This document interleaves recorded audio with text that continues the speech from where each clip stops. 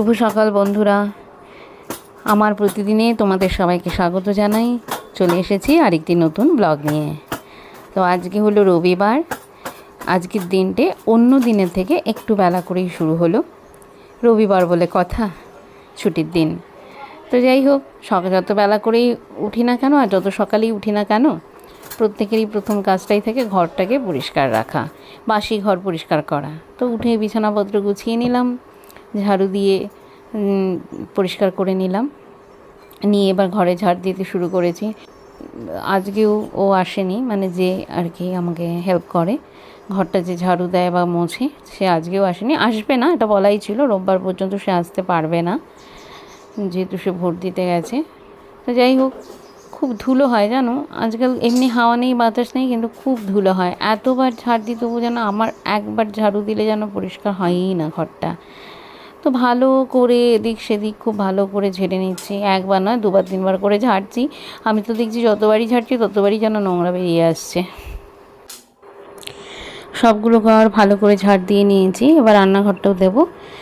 রান্নাঘরেও বেশি নোংরা হয়। বেশি নোংরা হয় কেন, ধরো উপরে স্ল্যাবে যদি আটা মাখি বা যাই করি না কেন, সেই গুঁড়োগুলো না নিচে পড়ে, আর জন্য নিচে বারবার মাঝে মাঝে আমাকে ঝাড় দিতে হয়। তো আর তাছাড়া আমি দেখেছি ঘর ভালো করে ঝাড় দিলে তবেই ঘর ভালো মোছা হয়। হ্যাঁ, যদি নোংরা থেকে যায় তার মধ্যে ঘর মুছে কোনো লাভ নেই। আর আমি যেহেতু ন্যাতা দিয়ে মুছতে পারছি না, মগ দিয়েই মুছছি, তো সেই জন্য ঝাড়ুটা ভালো করে দিয়ে নিলাম। দিয়ে এবার ব্রেকফাস্টের পালা। তো বলছে ব্রেকফাস্ট তেমন কিছু করবো না, আজকে মুড়িই খাবো। কালকে রাতে আমরা বিরিয়ানি খেয়েছিলাম, তো মুড়িই খাবো।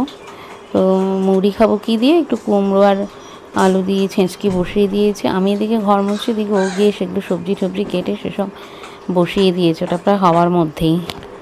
তো এদিকে আমাদের ব্রেকফাস্ট করা হয়ে গেছে। ব্রেকফাস্ট করে হঠাৎ করে আমি রান্নাঘর থেকে অনেক কিছুক্ষণ ধরে একটু শব্দ পাচ্ছি, বুঝতে পারছি না কিসের শব্দ। ও বাবা, এসে দেখি বেশ এইগুলো ডাস্টিং করতে শুরু করে দিয়েছে, কোথায় কোথায় নোংরা পড়েছে সব মোছামুছি করছে। বাড়ি দিয়েছ? কলিং দিয়ে উঠবে, উঠছে না নাকি? আমি দুদিন আগেই দেখো পুরো আলমারিটা করলাম। আমি যাই দূর থেকে শব্দ পাচ্ছি, কিসের আওয়াজ হচ্ছে। ওই ইয়ে হয়ে গেছে না ওই জায়গাটা, মনে হয় না এটা পাল্টানো হলো না, নিচেটা পাল্টানো হলো না নাকি? না, ও ওপরেরটা সাইডেরটা না। ও তো পরিষ্কার করলো অনেকক্ষণ সময় ধরে কষ্ট করে, আর আমি দিকে বললাম কেন তুমি আগে করলে না, আমার ঘর ছাড়া ঘর মোছা হয়ে গেল, এখন কেন তুমি করছো। যাই হোক, এইসব করাতে আর একটু তো নোংরা হয়েই যায়, একটু ধুলো পড়েছিল, আবার সেগুলো পুনরায় ঝেড়ে মুছে নিয়ে তো রান্নাঘরে চলে গেছি রান্নার আয়োজন করতে।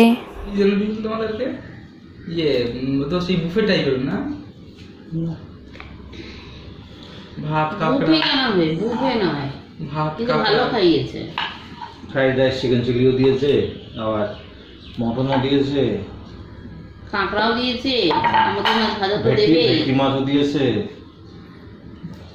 কে যেন বললো যে বাবাই বলছিল না যে 11টার সময় আবার কি ভাজছিল, গরম গরম ভাজছিল, সবাইকে দিচ্ছিল আমাদের মাছ।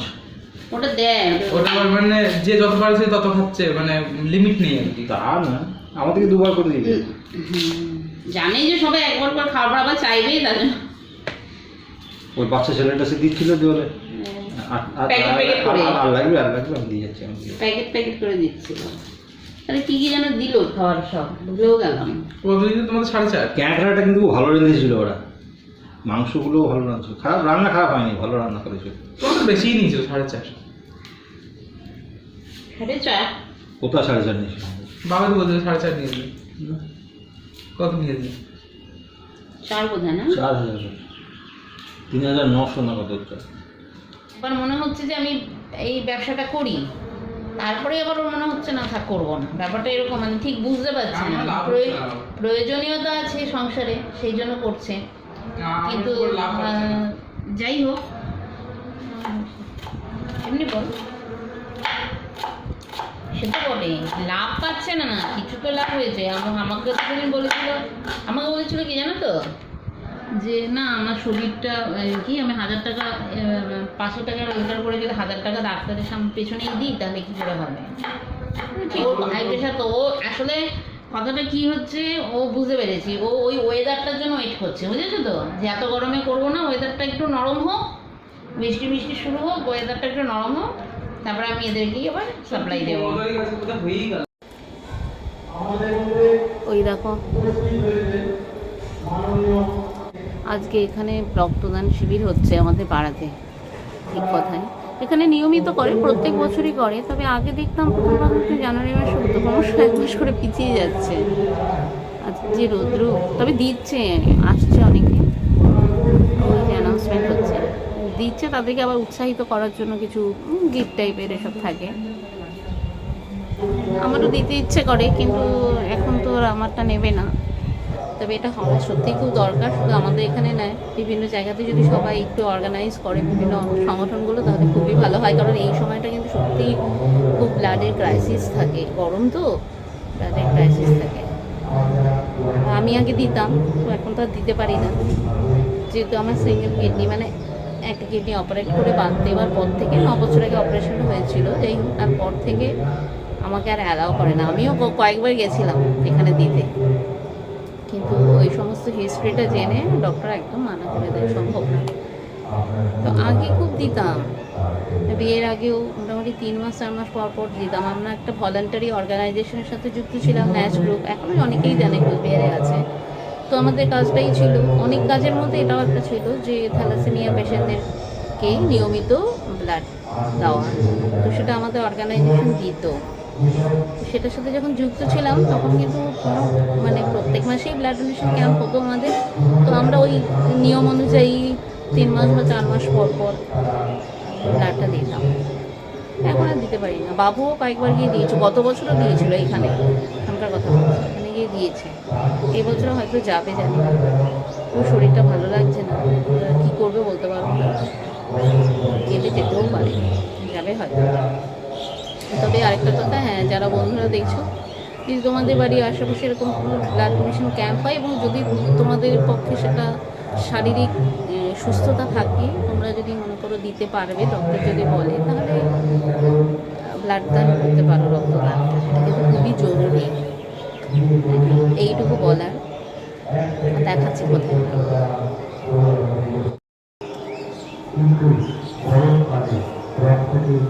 ওই যে টিনের শেডটা দেখতে পাচ্ছ না, ওইখানে আমাদের পুজো মণ্ডপ, ওইখানেই হচ্ছে। টিন দিয়ে এই পাশটা ঢাকা বলে দেখতে পাচ্ছ না, মানে এই জায়গাটাই হচ্ছে। আরে দাঁড়াও, এই যে ঝিলের পাশে এই যে টিনের শেড, ওই কথা তো ওরা বলছি, শুনতেই পাচ্ছ। ঠিক আছে, চলো আবার রান্নাঘরে চলে যাই। মাংস রান্না হচ্ছে আজকে। এইটা চললে আর কথা বলা যায় না, এটা এত শক্ত হয়, না চালালে কোনো উপায় নেই, নাহলে সব তেল চিটে পড়ে যাবে। এই চিমনিটা চালালে খুব অসুবিধা। এবার এটার মধ্যে মাংসটা ছেড়ে দেবো। এটা আগেই সমস্ত মশলা মাখিয়ে রেখেছি, না মাখালেও হয়, কিন্তু আমি মাখিয়ে রেখেছি।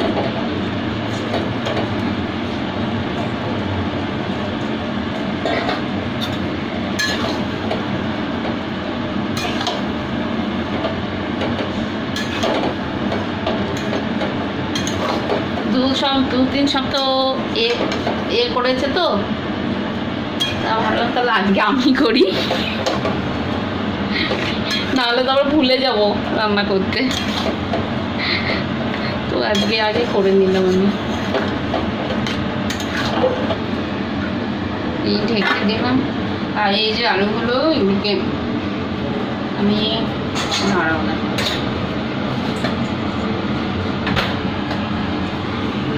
এই যে আলুগুলো, এইগুলোকে ভেজে নিয়েছি, একটুও তেল নেই, কিন্তু এগুলো এয়ার ফ্রায়ারে ভাজা, কিন্তু একদম দেখো সেদ্ধ হয়েই গেছে।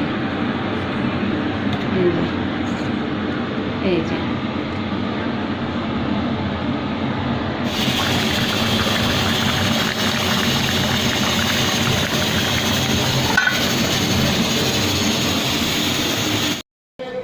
এই স্নান সেরে এলাম, রান্না বান্না হয়ে গেছে, ব্যালকনিতে এসেছি জামা কাপড় মেলতে। ওই যে এখনও রক্তদান চলছে, সবাইকে ডাকছে যারা যদি কেউ দিতে চায়।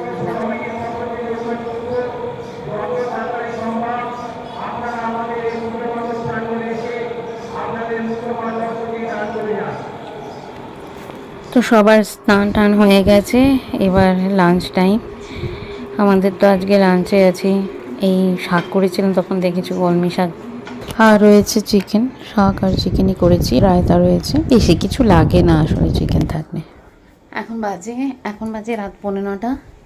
এতক্ষণ একটা মিটিংয়ে ছিলাম, তো বিকেল 7টার থেকে মিটিংটা ছিল আমাদের, এমনি একটা মিটিং, যাই হোক। আর তার আগে সন্ধ্যাবাতি দিয়ে সব রেডি টেডি হয়ে মিটিংয়ে গেছিলাম। তো তারপরে এখন ভাবছি যে আমার তো সেই কবিতাগুলো জেরক্স করা বা প্রিন্ট আউট করা হয়নি, প্রিন্ট আউট করা। তো এখন ভাবছি যে এখন তো 15টা বাজে, তাহলে একটু যাই এই সামনেই দোকানে, গিয়ে ওটা একটু প্রিন্ট আউট করে নিয়ে আসি। সেই পাড়াতেই যাবো, ওখানেই প্রিন্ট আউট করে নিয়ে আসি। দেখা যাক, এসে আবার না আজকে খাবার বানানোর ঝামেলা নেই। আজকে বাবু একটু বেরিয়েছিল বলে সন্ধ্যার সময় বেরোলো, তা একটু মিষ্টি বলছে একটু মিষ্টি খাবো। তা ও যখন মিষ্টি আনতে গেলো আমি বললাম তুই যখন বেরোচ্ছিস তাহলে একটু রুটি আন। তো ওকে দিয়ে রুটি আনিয়ে নিয়েছি। তো ওই জন্য আজকে আর নিয়ে রান্নাঘরে ঢুকে রুটি করার ঝামেলাটা আর নেই। তো ওই জন্য যাই, যে সুযোগটা যখন হলো এবার একটা এই কাজটা করার, তাহলে সময়টা যখন পেয়ে গেছি তাহলে গিয়ে ওটা জেরক্সটা করে নিয়ে আসি, প্রিন্ট আউট করে নিয়ে আসি। হঠাৎ করে মনে হলো আর কি এখনই, আমি যে না এক্ষুনি যাই।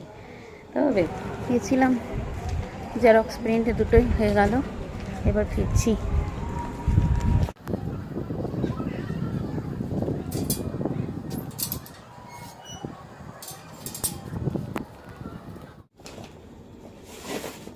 চলে এসেছি, এই জেরক্সগুলো করতে গেছিলাম, বললামই তো তোমাদের যে যাবো।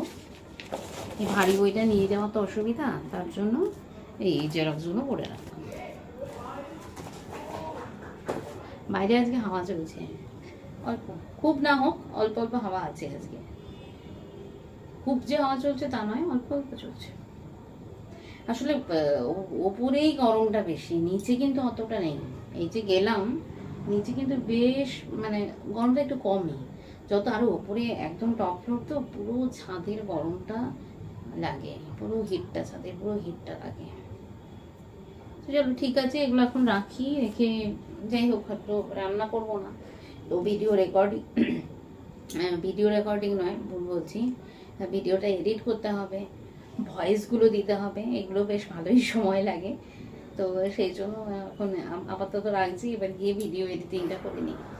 এই হচ্ছে আজকের ডিনার, তাহলে ব্লগটা এখানেই শেষ করছি, দেখা হবে নতুন আরেকটি ব্লগে। তাহলে তোমরা চ্যানেলটাকে সাবস্ক্রাইব করে নিও, লাইক কমেন্ট শেয়ার করে দিও। টাটা।